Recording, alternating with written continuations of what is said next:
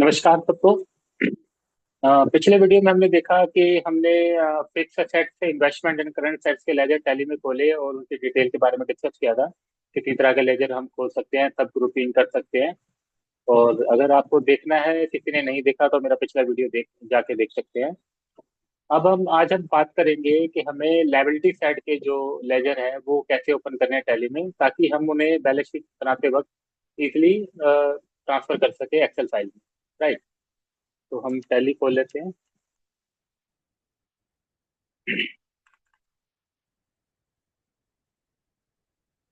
Group. तो सबसे पहले हम ग्रुप क्रिएट करेंगे। सबसे पहले आता है शेयर कैपिटल। अगर कोई पार्टनरशिप फर्म है या प्रोप्राइटरशिप फर्म है, वहाँ तो नॉर्मल कैपिटल अकाउंट खुलेगा। लेकिन अगर कोई कंपनी है तो कंपनी में शेयर कैपिटल होती है। तो सबसे पहले हमें शेयर कैपिटल करके एक सब ग्रुप खोलना होगा, क्योंकि इक्विटी शेयर कैपिटल होती है, प्रेफरेंस शेयर कैपिटल होती है ना। तो दो तरह की शेयर कैपिटल होती है, तो हम इक्विटी शेयर कैपिटल करके सब ग्रुप खोल लेंगे यहाँ पे।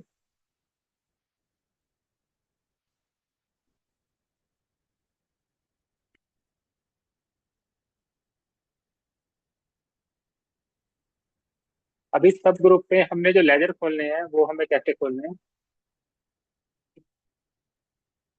मान लीजिए तीन शेयर होल्डर हैं, तो अपने शेयर होल्डर वन, या उसका नाम लिख दीजिए यहाँ पे, शेयर होल्डर रमेश।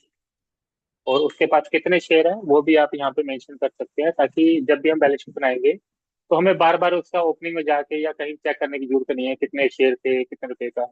अगर हम यहीं पे मेंशन कर देंगे, मान लीजिए उसके पास 10,000 शेयर है, तो 10 के शेयर @ 10। और अगर शेयर होल्डर वर्ड पूरा नहीं आ रहा तो आप एसेस करके छोड़ दीजिए। फिर दूसरा शेयर होल्डर,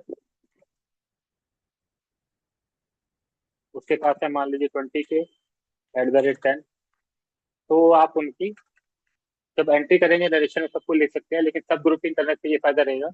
और लेजर अकाउंट में नेम के अंदर ही मेंशन करने से कितने शेयर हैं ये पता रहेगा, तो बार बार जब भी बैलेंस शीट बनेगी कोई कंफ्यूजन नहीं रहेगी। नहीं तो कई बार ये होता है कि जब आरओसी की रिटर्न भरते हैं तो बार बार देखना पड़ता है उसके नाम कितने शेयर थे, कितने थे। तो कई बार चेंजेस होता है तो फिर हमें पता नहीं लगता, फिर हमें उसके बैक में जाके उसका लेजर अकाउंट खोलना पड़ता है, फिर उसकी नरेशन चेक करनी पड़ती है। तो कई लोग क्या करते हैं, एक ही लेजर खोल देते हैं शेयर कैपिटल के नाम से, उसी के अंदर ही तीनों शेयर होल्डर का डाल देते हैं। तो उससे भी क्या होता है कि मान लीजिए आपको नहीं पता कितने शेयर होल्डर हैं, क्योंकि पहले साल तो पता रहेगा, लेकिन दूसरे तीसरे चौथे साल जब ओपनिंग बैलेंस कैरी फॉरवर्ड होता रहेगा, जब टैली का डाटा ओपनिंग में ट्रांसफर हो जाएगा, तब आपको बैंक में जाके चेक करना पड़ेगा। लेकिन अगर हम शेयर होल्डर के नाम से लेजर खोल देंगे और शेयर कैपिटल ग्रुप बना देंगे और उसके अंदर नाम के अंदर ही उसके शेयर लिख देंगे, उससे क्या होगा कि आपको कहीं भी कुछ भी खोलने की जरूरत नहीं है, आपको फ्रंट पे ही सब कुछ दिख जाएगा। ठीक है। फिर आता है आपका लॉन्ग टर्म लायबिलिटी और शॉर्ट टर्म लायबिलिटी। अब लॉन्ग टर्म लायबिलिटी में क्या होता है कि आपके लोन होते हैं जो आपने 1 साल से ज्यादा के लिए लिए होते हैं। जैसे कि आपने कोई प्लांट मशीनरी खरीदी और उसे 25 लाख का लोन लिया। जैसे आदमी जैसे कंपनी, जैसे लोग कार खरीदते हैं, तो कार के ऊपर जो लोन लोन होता है वो आपका लॉन्ग टर्म होता है ना, 5 से 7 साल का। हाउस लोन लेते हैं, ऐसी कंपनी कोई ऑफिस खरीदती है या कोई व्हीकल खरीदती है, ट्रक खरीदती है अपने लिए, गुड्स कैरियर खरीदती है या बिल्डिंग खरीदती है, तो उसमें लॉन्ग टर्म लायबिलिटी क्रिएट करती है, ताकि उसका जो लोन है कई समय तक चलेगा उसका। अगर वो एक से ज्यादा हैं तो लॉन्ग टर्म लायबिलिटी में आपको कोई सब ग्रुपिंग करने की जरूरत नहीं है। हाँ, लॉन्ग टर्म लायबिलिटी आपकी कैसे होती है, आपके ग्रुप क्या हो सकते हैं उसके अंदर, वो लेजर क्या होंगे वो मैं बता देता हूँ। तो मान लीजिए जो ग्रुप होगा जो आपका, अब हम बात करते हैं secured loan unsecured loan. Tally के अंदर जो ऑप्शन होती है वो आपकी सिक्योर्ड लोन और अनसिक्योर्ड लोन होती है, जबकि बैलेंस शीट के अंदर आपको दिखाना होता है लॉन्ग टर्म लायबिलिटी और शॉर्ट टर्म लायबिलिटी। तो ये हमें लेजर खोल के ही पता लगता है कि, या उसके अकाउंट से पर्टिकुलर नेचर वाइज ही पता लगता है कि वो लॉन्ग टर्म है या शॉर्ट टर्म है। लेकिन टैली के अंदर ऑप्शन यही होती है आपकी सिक्योर्ड लोन और अनसिक्योर्ड लोन। जितने भी आपके लोन होंगे, लोन एंड लायबिलिटी ग्रुप होगा उसके अंदर आपका सिक्योर्ड लोन होगा, है ना। जो सिक्योर्ड लोन है वो खुद लोन एंड लायबिलिटी के अंदर है, यानी कि अगर आपको कोई बैंक लोन दिखाना सिक्योर्ड लोन के अंदर, वो ऑटोमेटिक लोन लायबिलिटी के अंदर ही चला जाएगा। और अनसिक्योर्ड भी ऐसे ही होता है, मैं दिखाया तो अनसिक्योर्ड लोन का सब ग्रुप भी लोन एंड लायबिलिटी के अंदर ही होता है। ठीक है। तो आप लोन्स लायबिलिटी के अंदर डायरेक्ट खोल दीजिए या सिक्योर्ड अनसिक्योर्ड के अंदर कर दीजिए। बेटर यही है कि आप सिक्योर्ड अनसिक्योर्ड के अंदर डालिए। जितने भी बैंक लोन होते हैं वो आपके सिक्योर्ड लोन होते हैं। यानी कि सिक्योर्ड लोन में वो आते हैं जो आपके बैंक से लिए होते हैं आपके, और उनके अगेंस्ट में आपने कोई मोर्टगेज कोई चीज गिरवी रखी होती है। जैसे कि आपकी सीसी क्रेडिट जो होती है लिमिट स्टॉक के अगेंस्ट में, तो स्टॉक आपका एक तरह से मोर्टगेज होता है।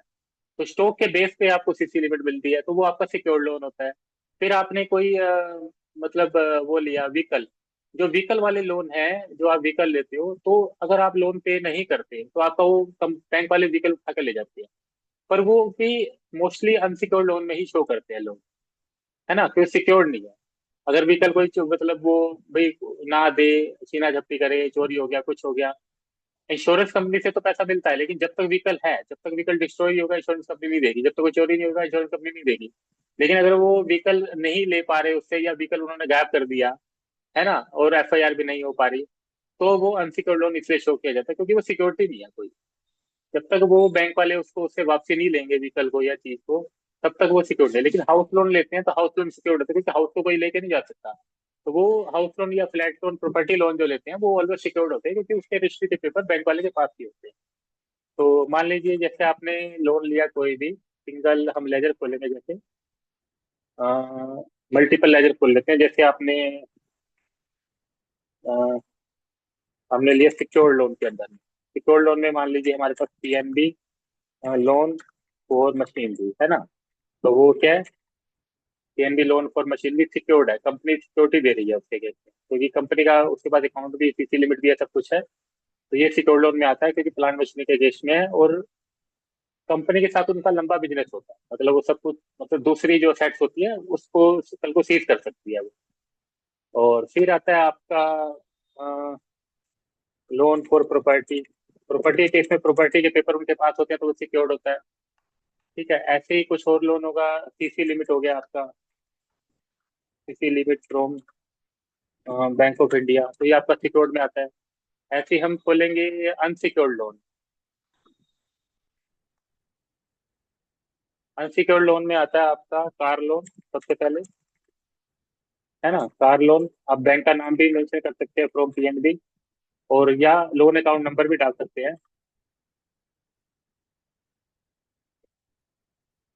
Account number from PNB.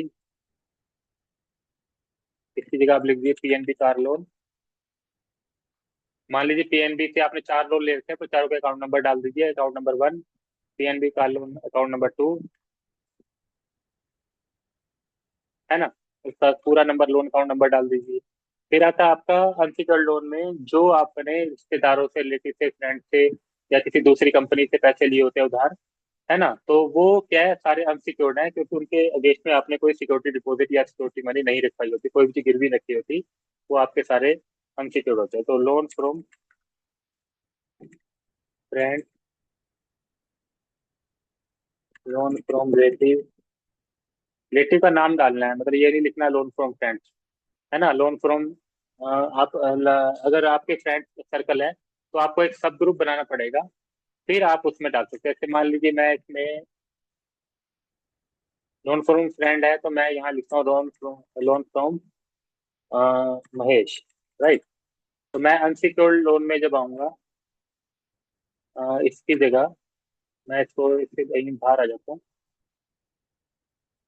ठीक है, मान लो मुझे लोन फ्रॉम फ्रेंड्स दिखाने हैं, 3 फ्रेंड है मेरे। तो मैं सबसे पहले क्या करूंगा, ग्रुप करूंगा, single group, loan from friend, इसके अंदर अनसिक्योर्ड लोन। अब मैं यहाँ पे खोलूंगा ledger, multiple loan from friend. अब यहाँ पे loan from Ramesh, loan from Mahesh,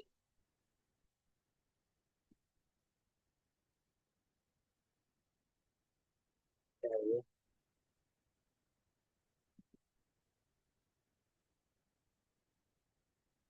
तो जितने भी मेरे फ्रेंड हैं ऐसे रिलेटिव का, ऐसे ही, अगर मान लीजिए लोन फ्रॉम अदर है, अदर कॉर्पोरेट है, तो आप वो भी ग्रुप भी बना सकते हैं, लेजर भी बना सकते हैं। फिर बात आती है हमारी short term liability. Short term liability में आपके ये जो loan from friend, loan from relative या सीसी लिमिट वगैरह, ये सब आपके शॉर्ट टर्म लायबिलिटी में आते हैं, है ना। लेकिन टैली में ऑप्शन क्या होती है कि अनसिक्योर्ड और सिक्योर्ड। अब एक बात आती है करंट लायबिलिटी की। शॉर्ट टर्म लायबिलिटी में करंट लायबिलिटी भी आती है आपकी। तो यही मेंशन कर सकते हैं लॉन्ग टर्म लायबिलिटी होती क्या है। यहीं पे लिख देता हूँ, long term liability. Long term liability में आपके आते हैं, number one, bank loan against machinery,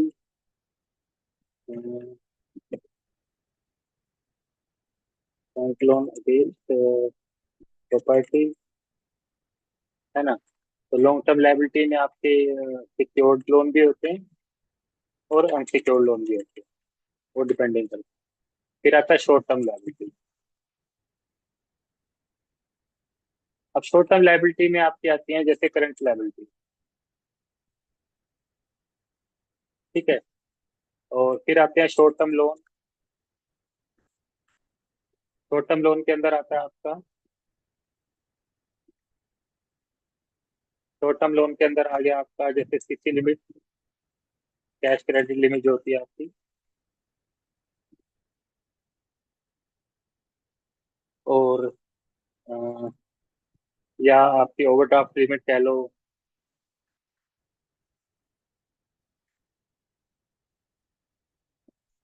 या कोई short term loan against FD, है ना। तो short term loan against FDR, मान लीजिए आपने 6 महीने का ले लिया लोन एफडीआर करके या अगेंस्ट गोल्ड कर लिया, तो वो भी आपका शॉर्ट टर्म लोन होगा। अब दिखाना कहाँ पे है उसको, करंट लायबिलिटी। कोई भी शॉर्ट टर्म लायबिलिटी आपकी आ रही है तो वो करंट लायबिलिटी में जाएगी। अब बात आती है करंट लायबिलिटी के अंदर और क्या क्या इंक्लूड होता है। सबसे पहले आता है आपका संडे क्रेडिटर। जैसे संडे क्रेडिटर सेक्ट में आते हैं करंट लायबिलिटी में, ऐसे संडे क्रेडिटर से जो है आपके वो आते हैं एक्सपेंस टेबल में। संडे क्रेडिटर किसके होते हैं, एक तो आपके परचेज के लिए, है ना।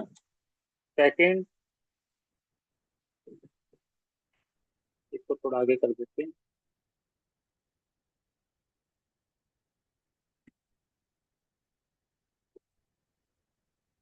संडे क्रेडिटर आपके परचेज के लिए हो गए, आपके एक्सपेंस के लिए हो गए, और आपके असेट्स के लिए, जिनसे भी आप कुछ खरीद रहे हैं, असेट्स, एक्सपेंस, या परचेज कर रहे हैं कोई भी आपका raw material finish goods trading के लिए, तो वो आपके संडे क्रेडिटर है। जिनसे आप उधार खरीद रहे हैं, जिनसे आप नकद खरीद रहे हैं, वो आपके सप्लायर हैं बट संडे क्रेडिटर नहीं। सेकंड आता है आपका एक्सपेंसिव पेबल। अभी होता क्या है कि एक्सपेंसिव पेबल क्या होते हैं, जैसे आपने रेंट देना था 31 मार्च तक का, है ना। अब आपने फरवरी तक का तो दे दिया, लेकिन अब रेंट क्या करते हैं, आप मान लीजिए अगले महीने देते हैं, जैसे मार्च का रेंट है अगले महीने देंगे, तो वो आप क्या करेंगे, उसका प्रोविजन बना देंगे, तो वो आपका एक्सपेंस पेबल में शो होगा, रेंट पेबल जो आपका प्रोविजन शो होगा। फिर नेक्स्ट आता है आपका सैलरी पेबल। अब सैलरी कब देते हैं आप, नेक्स्ट मंथ की 7 या 8 तारीख को देते हैं, तो उसके लिए भी आप क्या करेंगे, सैलरी पेबल का मतलब अकाउंट खोल देंगे। फिर बात आती है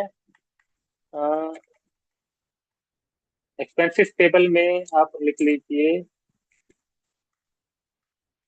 लाइक सैलरी टेबल, और इंटरेस्ट टेबल, मान लीजिए किसी को इंटरेस्ट पे पैसा ले रखा हमने और उसको प्रोविजन कर दिया, है ना।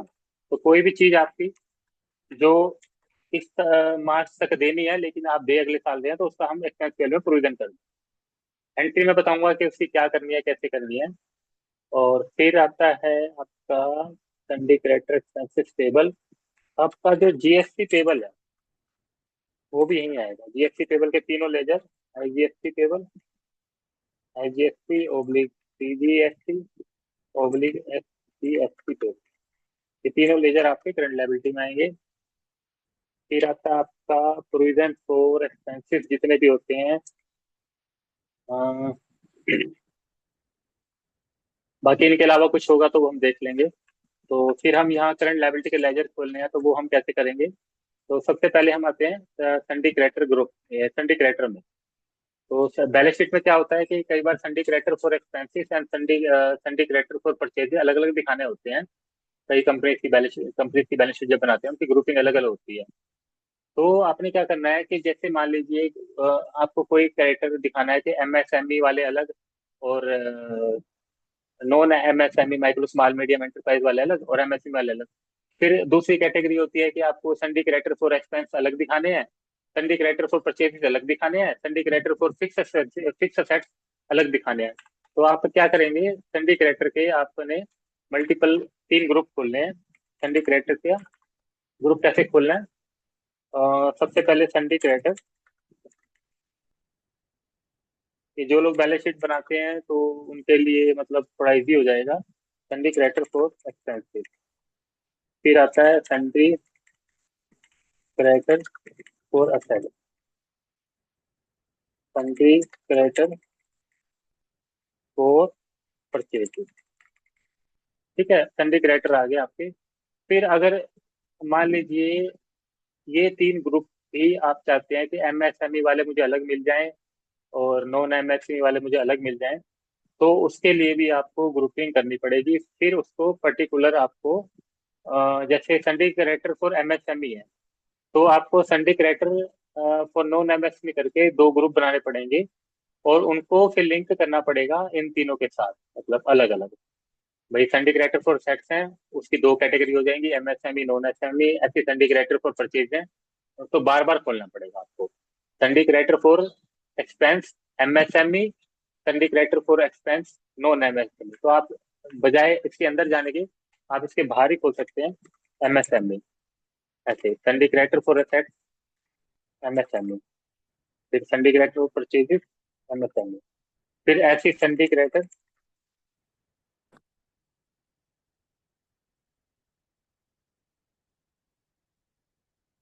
संडी क्रेडिटर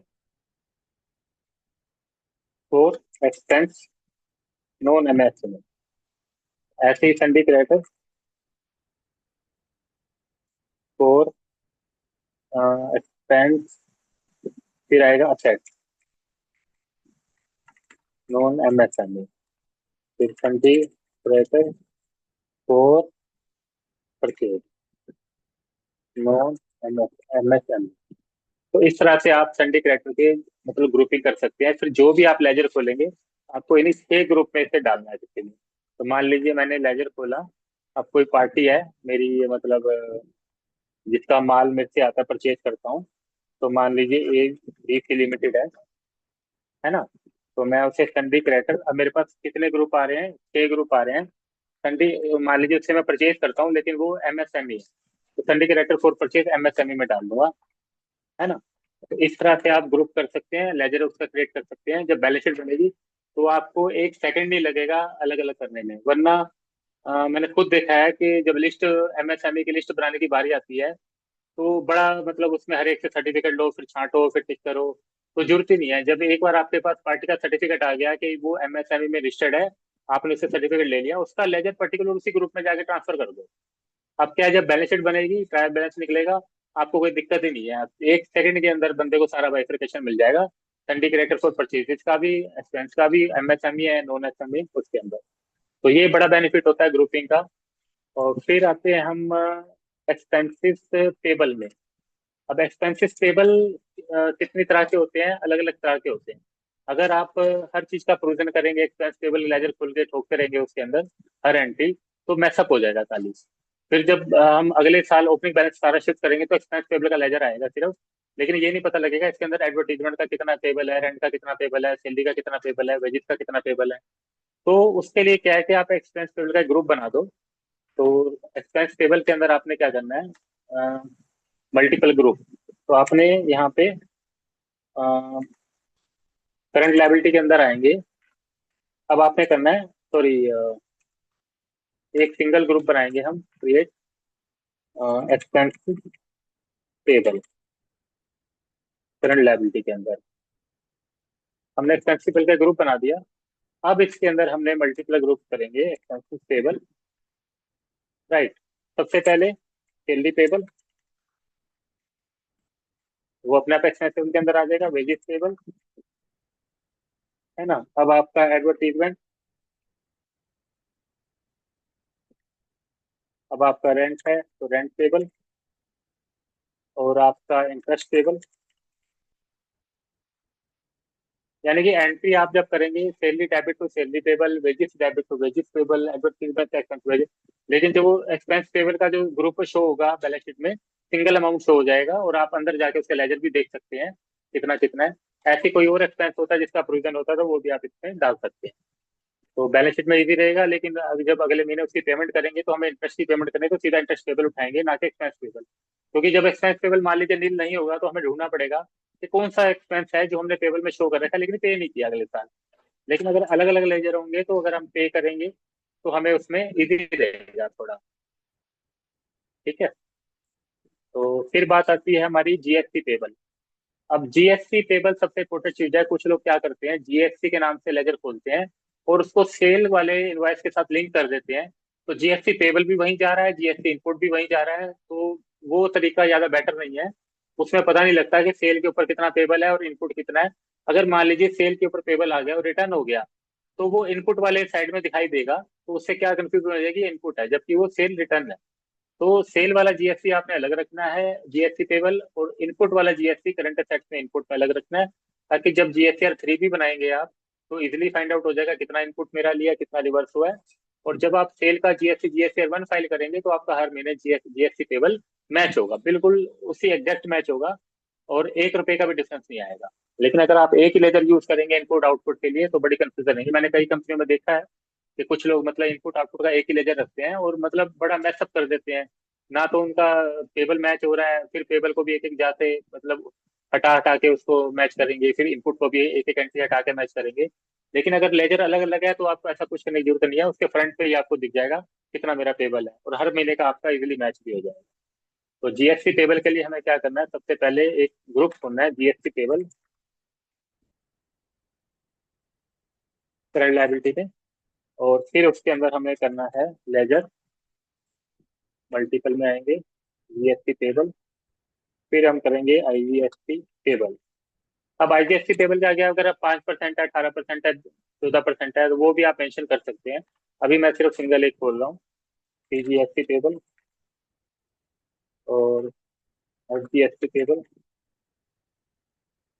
ठीक है। तो इस तरह से आप जीएसटी टेबल के भी लेजर खोल देंगे। फिर आता है आपका शॉर्ट टर्म लोन, ये मैंने बता ही दिया। तो अभी तक हमने जितना भी एसेट्स और लायबिलिटी के लेजर थे वो डिस्कस कर लिए कि टैली में कैसे कैसे ग्रुपिंग करनी है ताकि उनका इजी हो जाए थोड़ा। और आज कितना टाइम हो गया अभी, चलिए फिर अब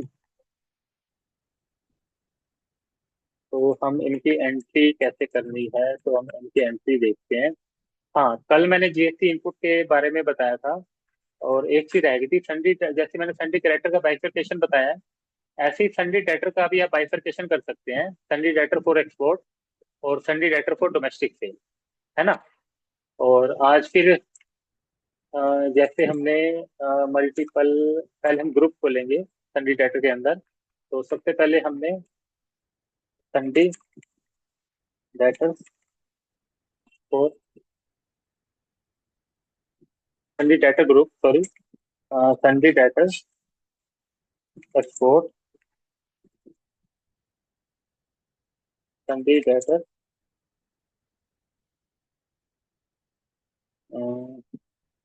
डोमेस्टिक सेल।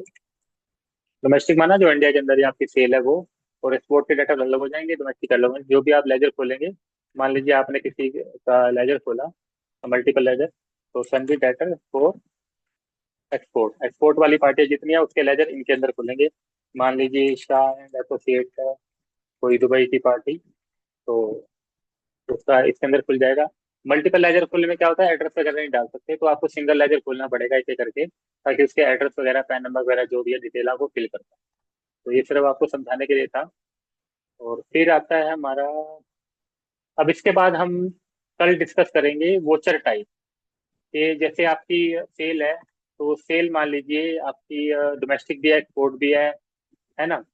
तो आपको वोचर टाइप सेल का अलग अलग क्यों रखना है, ताकि उसका सीरियल नंबर एक्सपोर्ट का अलग रहे और डोमेस्टिक सेल का सीरियल नंबर अलग रहे, उनकी भी इनवाइस भी अलग रहे, और ताकि उनकी फाइलें भी अलग रहें। जब हमें रिकॉर्ड मेंटेन करने में भी इजी रहेगा, डोमेस्टिक सेल जब ऑडिट होता है तो डोमेस्टिक सेल वाली फाइल अलग रहेगी, उसके डॉक्यूमेंट अलग होंगे, और एक्सपोर्ट वाले के डॉक्यूमेंट अलग रहेंगे।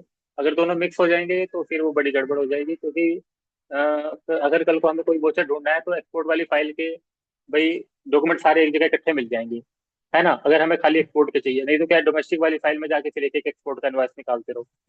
ऐसे ही जब कोई आप वोचर टाइप मान लीजिए जनरल वोचर यूज कर रहे हैं असेट्स के लिए भी या दूसरे खर्चों के लिए भी, तो अगर आपको असेट्स का बिल चाहिए तो फिर वो आपको जाके ढूंढना पड़ेगा। लेकिन अगर आपने असेट्स का वोचर टाइप अलग बना लिया, परचेज ऑफ असेट्स के नाम से परचेज वोचर टाइप बना दिया अलग से, तो आपको रॉ मटेरियल परचेज की अलग फाइल बनेगी, उसके सीरियल नंबर अलग होंगे। और फिक्स असेट्स के वोचर एक टाइप एक ही होंगे, उनके सीरियल नंबर एक होंगे, और वो सारे वोचर एक ही फाइल में लगेंगे सीक्वेंस में। तो आपको थोड़ा इजी हो जाता है जब आपका ऑडिट होता है, तो एक एक बिल ढूंढना नहीं पड़ता डिटेल, चाहे वो 4-5 साल बाद अगर वो फाइल संभाल के भी रखी हुई है तो एक ही जगह से वो फाइल मिल जाएगी। फिर क्या है कि ईयर एंड पे अगर आप वो स्कैन करना चाहते हैं तो आपको स्कैन करने में भी इजी होगा, एक ही सीरियल नंबर में सारी सारी फाइल आपको मिल जाएगी, और एक ही सीरियल नंबर सारी इनवॉइस आपके स्कैन भी हो जाएगी। तो आज के लिए बस इतना ही। थैंक यू सबका, जितने भी लोग मेरे वीडियो देख रहे हैं, रिक्वेस्ट है उनसे प्लीज शेयर कीजिए जिनको मतलब जरूरत है, और चैनल को सब्सक्राइब कीजिए। Thank you and thank you to all of you. Thank you.